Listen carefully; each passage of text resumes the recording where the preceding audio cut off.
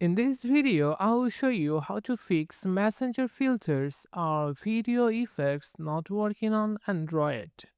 First, make sure Messenger has the record permissions. Open your phone settings, go to Apps, then App Management or Manage Apps depends on your phone model. Just find the app list. Then Messenger, tap on it. Then tap Permissions. Make sure both camera and microphone are set to allow. Next, clear the Messenger cache. Go to Settings, then Apps again, select Messenger, tap Storage, and choose Clear Cache. Corrupted cache files can sometimes stop filters from loading properly. You should also update the app.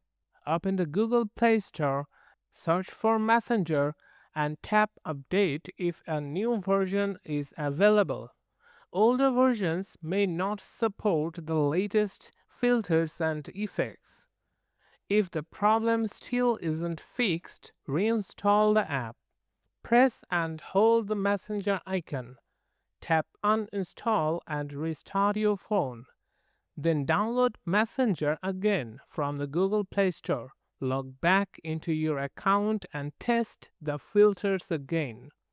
If this helped, don't forget to like and subscribe for more quick tutorials.